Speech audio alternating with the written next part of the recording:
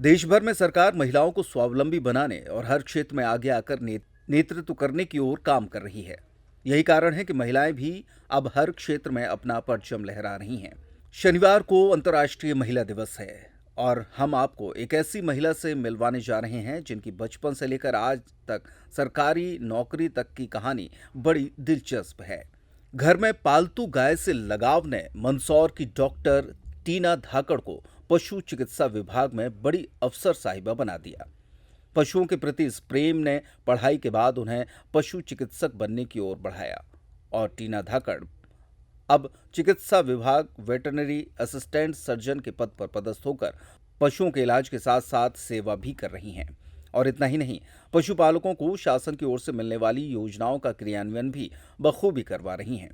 Doctor टीना धाकड़ ने पेप्टेक news से बात करते हुए बताया कि उनका बचपन ग्रामीण परिवेश से जुड़ा रहा।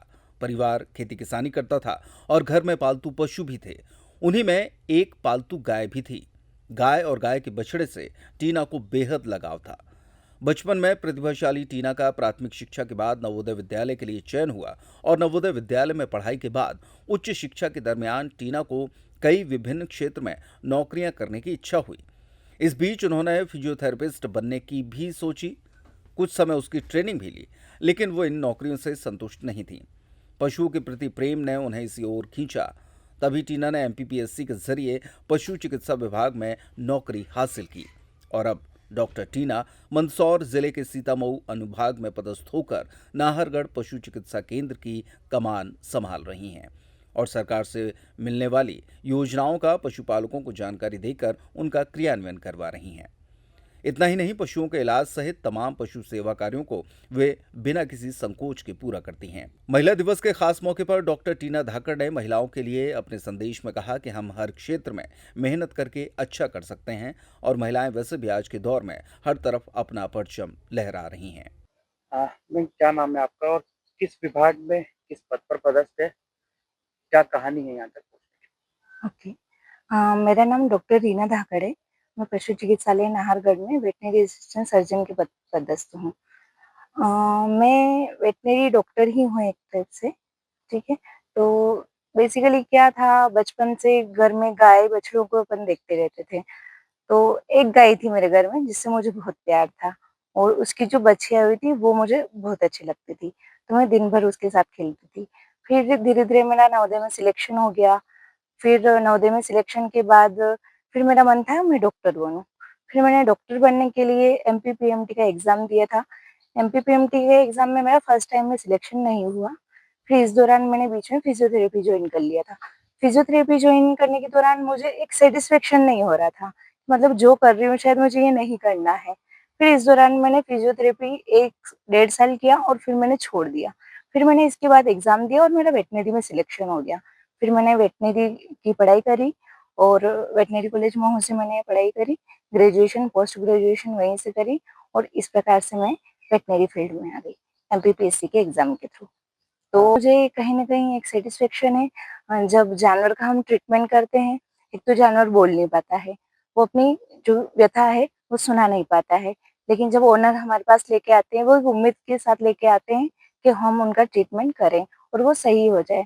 जब जानवर का ट्रीटमेंट हम करते हैं और वो सही हो जाते हैं, तो एक जो सैटिस्फैक्शन है, वो बिल्कुल मिलता है और मन को बड़ा आनंदित करता है। नवोदय जी सर। एक्चुअली सर वेटरनरी जो फ़ील्ड है, ये महिलाओं के लिए चैलेंजिंग तो है ही। ठीक है, क्योंकि इसमें पशुओं के संबंधित भी आपको कार्य करना है और पशुपालकों को जागरूकता के संबंधी भी आपको कार्य करना है।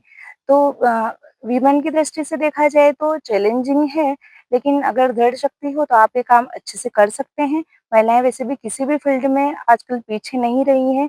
वेटरनरी में अभी काफ़ी महिलाएँ आ रही हैं और आगे भी आती रहेंगी। अभी वर्तमान में मैं जैसे सीतामऊ तहसील में पदस्थ हूँ।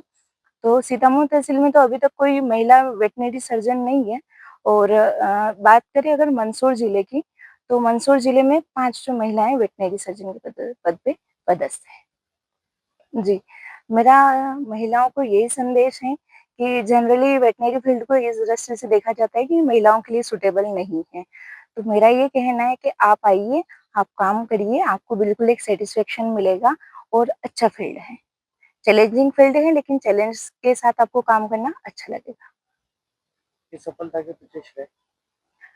इस सफलता के पीछे श्रेय मैं अपने पापा-मम्मी को देना चाहूँगी, मेरी सिस्टर जिसने मेरा बहुत सहयोग दिया और एग्ज़ाम की तैयारी के दौरान तब तक मेरी शादी हो चुकी थी, तो मेरे हस्बैंड ने बहुत सहयोग किया है और मैं इसका पूरा श्रेय अपने परिवार के सदस्यों को देना चाहूँगी। हाँ जी, अभी विभिन्न प्रकार के कार्य होते हैं, जिसमें पशु चिकित्सा के संबंधी कार्य होते हैं, जिसमें जो आपको जानवर का ट्रीटमेंट करना होता है, वैद्यकरण होता है, कृत्रिम गर्भाधान संबंधी कार्य होता है, वैक्सीनेशन के संबंधी कार्य होता है। इसके अलावा जो भी योजनाएँ हैं, जो केंद्र सरकार की और या राज्य सरकार की जो योजनाएँ हैं, जो पशुपालकों के लिए मुख्यतः उनके क्रियान्वयन में हमारा मुख्य भूमिका होती है और किसानों को हम उन योजनाओं के प्रति जागरूक करते हैं, ताकि किसानों की आर्थिक स्थिति सुधरे और कहीं न कहीं नस्ल सुधार और दूध उत्पादन बढ़े।